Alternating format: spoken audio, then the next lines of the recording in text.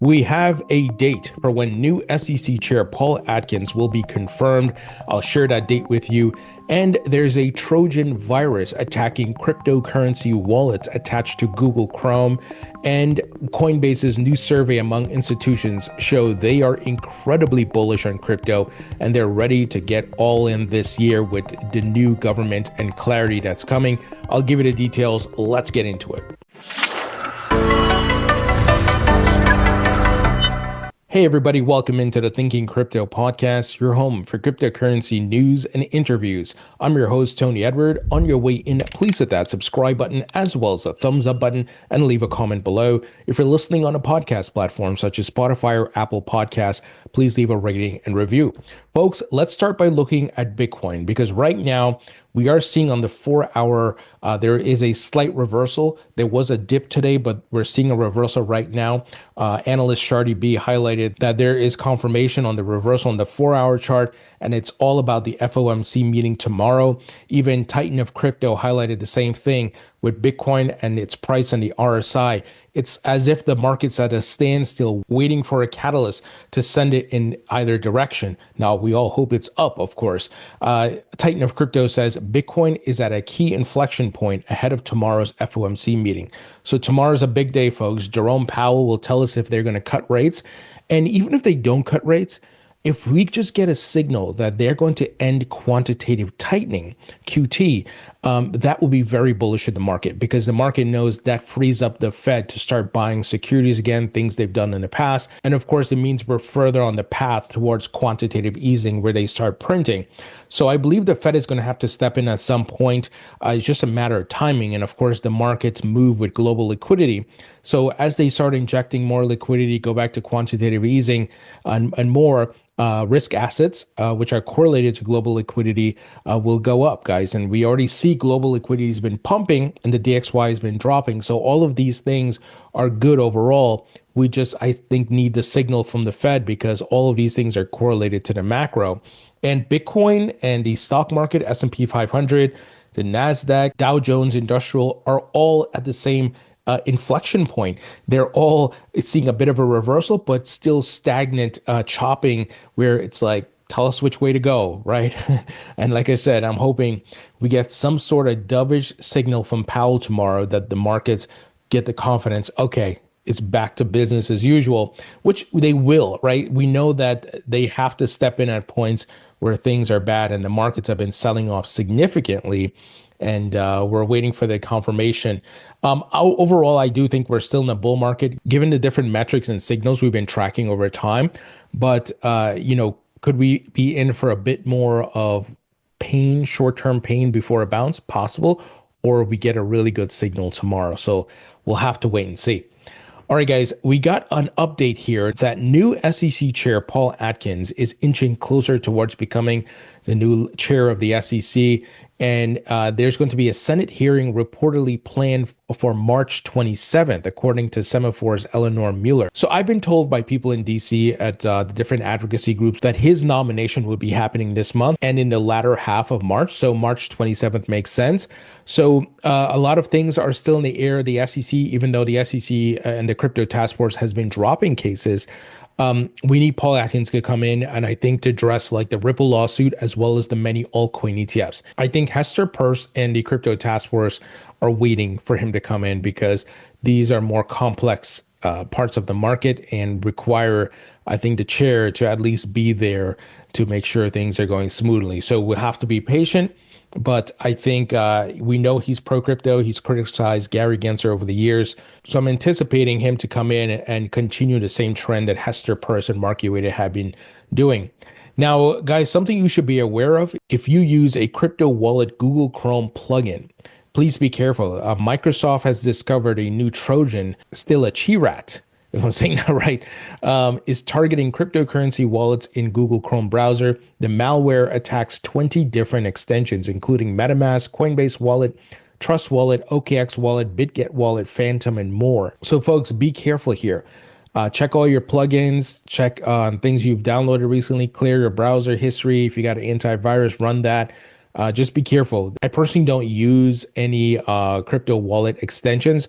I did with Phantom when I was testing something, but I don't use it as a daily thing or, how I access my wallet because I just don't trust these browsers and the security layers they have because they could compromise the wallet. So just be careful out there, folks. If you are using these plugins, just make sure you're dotting your I's and crossing your T's, and you're, if you downloaded something that seemed fishy or some sort of file or whatever it may be, just be careful. Now, this week is the Blockworks Digital Asset Summit, and it's held in New York. I wish I could have attended this week, but unfortunately I was not able to.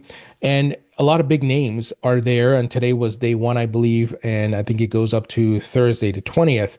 So Executive Director of the Presidential Working Group on Digital Assets, Hines, says stablecoin legislation can be on Donald Trump's desk in the next 2 months. So he said this at the conference, speaking on stage, and we've been seeing a lot of urgency around the stablecoin bill, and we've been talking about it on the podcast about the different aspects to this, that it will allow for more US dollar stablecoins to be created, and that has benefits overall for the industry, the economy, and the movement of money.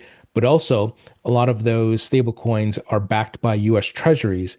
And we see China has been on the decline as far as treasuries that they're holding, and stablecoin issuers have been on the incline. So the US wants this to happen because it can help strengthen the whole financial structure with the dollar and much more, because the dollar is the world reserve currency. So a lot of geopolitical implications here. So don't be surprised if stablecoin legislation gets through very quickly in the coming months ahead of market structure. Hines also said the following: we talked about ways of acquiring more Bitcoin in budget neutral ways. So we've heard David Sachs talk about this, and he works with David Sachs, of course. He says, we want as much as we can get.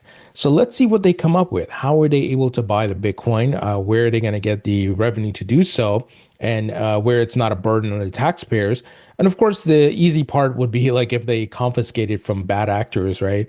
But I think they're looking to buy. So we'll have to wait and see. Now, check this news out. Coinbase study finds over 75% of institutional investors to increase crypto exposure. So I think this comes as no surprise, as we are in a much more favorable environment for crypto. Just about a month ago, we heard from Bank of America's CEO saying that once legislation around stablecoins are passed, they're going to launch a stablecoin. So Wall Street is already here with BlackRock and all the big names launching ETFs, doing tokenization and more. And now with SOB 121 being repealed and the FDIC loosening up restrictions, these banks are going to launch custody and much more, guys. So in a survey of over 350 institutional investors, Coinbase and research partner EY Parthenon found that over 75% of investors expect to increase their allocations to digital assets in 2025, while 59% said they'll invest over 5% of their assets under management to digital assets or related products. The study was held in January when the price of Bitcoin was rising over $100,000 and hitting a new all-time high. So guys, once again, this comes as no surprise. The shackles are off here, and these big institutions, whether they be banks, hedge funds, stock exchanges, and more, can get involved. And we've seen even credit card companies like Visa and MasterCard doing amazing things. So guys, notice they said in 2025. So they're going all in this year. I hope you are not getting discouraged or fearful because of the price. Remember, market cycles play out on the micro and macro, and we have to stomach the volatility. This is part of the ride. But if you're patient, your patience will pay off, guys. So we want to make sure that we are focusing on the adoption and the building that's happening here, not just the price. Now, speaking of Coinbase, Coinbase launches verified pools in select regions to provide more transparent on-chain liquidity. Coinbase launched verified pools, a set of liquidity pools available only to those who have been verified by the firm. Coinbase's verified pools are available to users in United States, Singapore, Netherlands, British Virgin Islands, Cayman Islands, and Channel Islands. So the goal of these verified pools is to offer safer and more transparent digital asset trading without intermediaries, according to the company's release. Users can connect to the pools with the institutional grade Prime on-chain wallet, Coinbase wallet, or other wallet stamped with a Coinbase verifications credential. So here's a quote: by seamlessly integrating identity verification with smart contract transparency, verified pools reduces counterparty risks with uploading the openness and efficiency of on-chain markets. So guys, you see the infrastructure being built here, and notice this is for institutions. They want institutions to be able to seamlessly buy, sell, trade crypto. So smart move on their part, making things more efficient, removing all the friction and so forth. But I hope you see what's happening here. They're not building this for fun. There's demand. Big institutions are ready to release more capital and do more.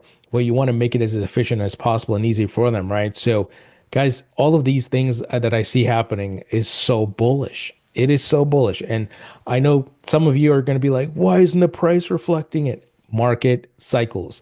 Markets don't have to immediately pump on positive news. It depends where they're at in the cycle. You have to understand the sentiment in the market. And this is why I share data points with you guys like RSI. And if the market's oversold or overbought, and are there macro factors that are introducing uncertainty overall to the market? But those are just blips on the macro timeline, right? But those are just short-term headwinds. They're not long-term, guys. And we just have to go through it. So really, really big news here. Now, folks, quick word from our sponsor, and that is Propy. Propy is a leader in putting real estate on chain. Guys, I invested in Propy's token in 2018. So I first discovered them in early 2018, and I'm like, wait a minute, if the future is blockchain and they're going to put everything on the blockchain, and I don't see anybody else, disrupting the real estate industry with this technology aside from Propy, I'm going to invest in them. So I've been holding that token since, because I see this as a macro bet that they're going to do well. And they're doing such amazing work. They're working with the different real estate agencies and associations around the United States. And they're putting titles and deeds and escrows on chain. And you can buy and sell your property on Propy, and you can sell it for crypto if you want. And of course, the infrastructure to do that is powered by blockchain.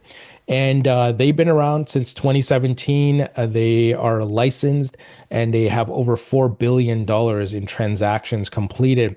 And they use Coinbase for their crypto escrow program. And like I said, they put deeds and titles and much more on chain. In fact, they have tokenized addresses for properties via NFTs.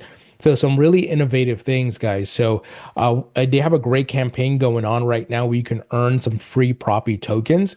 So you can get, for example, 10 free tokens for just sharing their vision video, and you can get more tokens for just signing up and inviting a friend.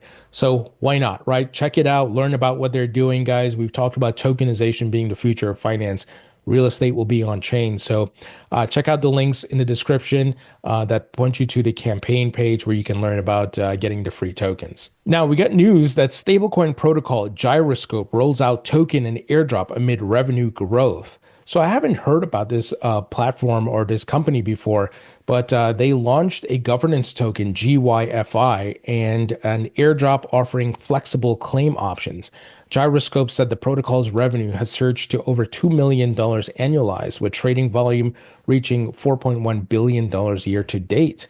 So airdrops are pretty cool, where you can, get some free tokens, and it's really nice. Remember, Gary Gensler tried to say that those were securities, and it's like, hey, if I'm not buying anything or investing and I'm just participating in some sort of governance or something, and I'm getting the airdrop, what's the big deal, right? But that's why Gary's gone. So this is really good. So Gyroscope, the stablecoin protocol behind Gyro Dollars, GYD, has rolled out its governance token, GYFI. And it says here the launch includes the airdrop of up to 2.1 million tokens, about 15% of the total 13.7 million GYFI supply for eligible users. Gyroscope co-founder Louis Gudjian told The Block. Eligibility for the airdrop was determined through Gyroscope governance votes, with participants from the Spin Points campaign, founding member NFT holders, and Gyroscope Galaxy campaigns included. So once again, I don't know much about this project, but just letting you guys know, it's cool to see these new projects coming out. It seems like they're doing well from a revenue standpoint. So if you want to learn more, you could take the next step and go learn about it and see how you can participate in the airdrop and much more. Now, we got some weird news. Justin Sun, the founder of Tron, tweeted out today that TRX, the native token on the Tron blockchain, will be on Solana soon. And he says, ready to buy and collaborate. So this is really weird. You don't often see protocols take their native token and go put it on another blockchain, a competitor. So Solana is a competitor to Tron, right? And I don't hold any Tron tokens, but it's interesting. And Justin Sun always does like some weird stuff many times, and sometimes I think he does it just for PR, right? But we'll see what he means by this. We don't have all the details. It could be wrapped TRX, maybe.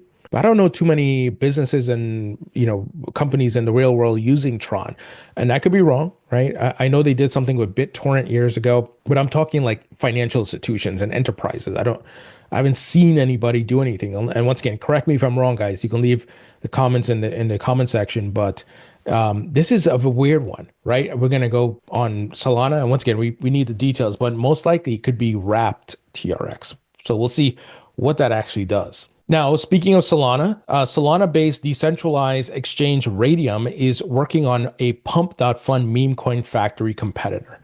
And when I read this news, I just had to face palm, like another meme coin factory here in the Solana blockchain. Haven't we felt the scourge of pump.fun and all the madness?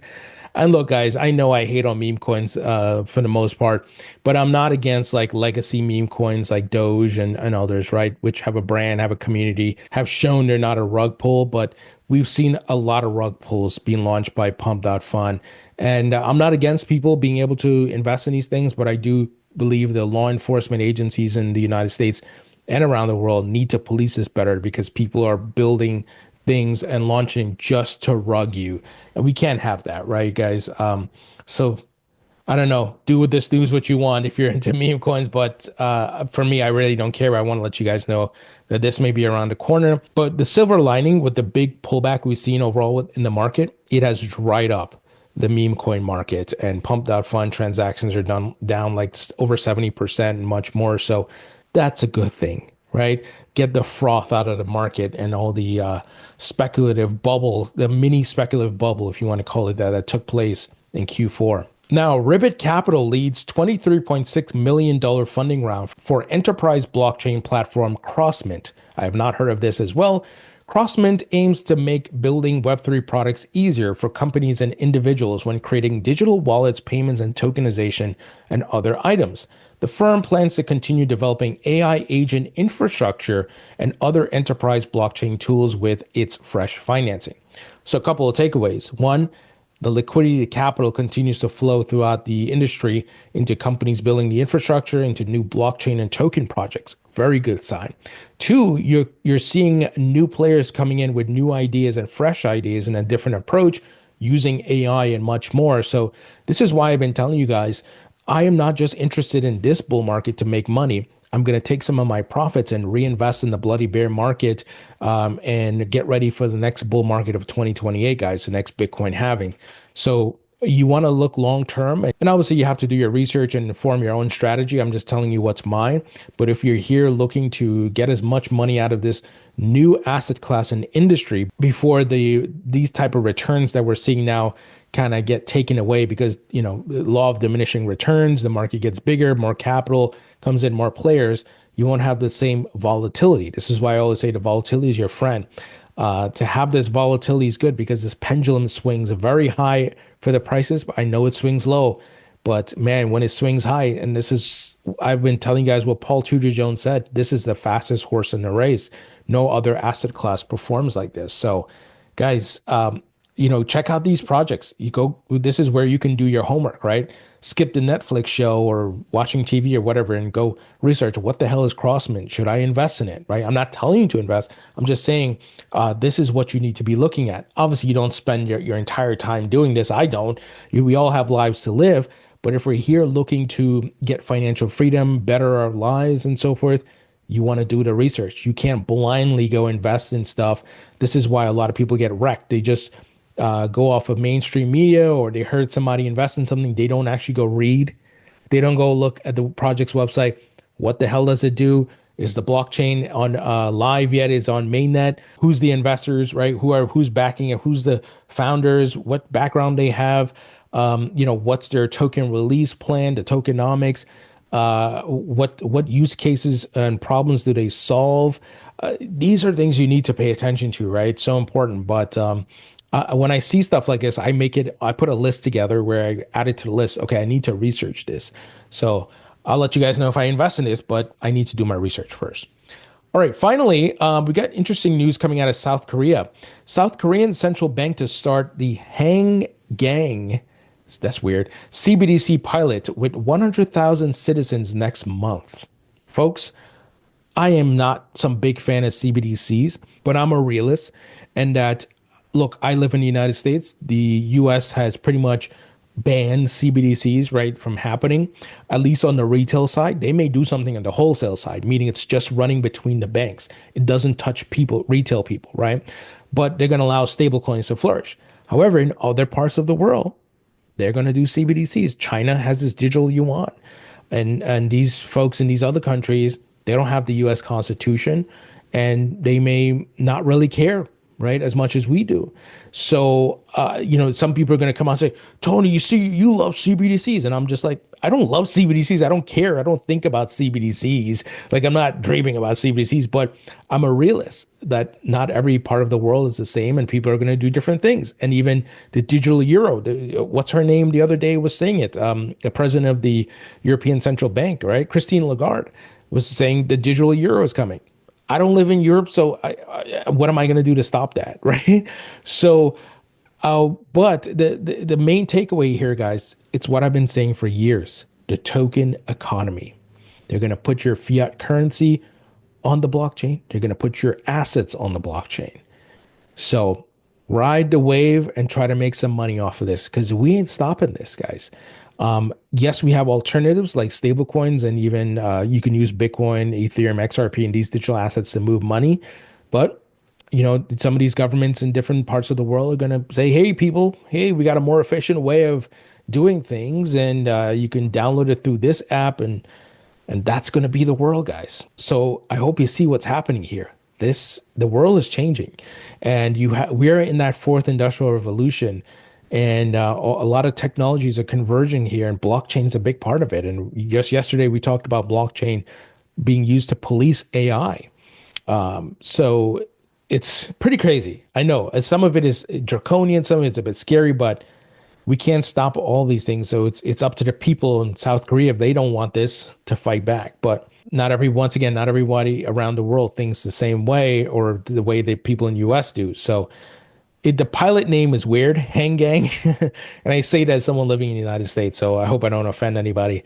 But they're going to have 100,000 participants and 7 major local banks, including KB, Kookmin, Shinhan, Hana, and Woori Bank. I'm curious which blockchain is being used or blockchains.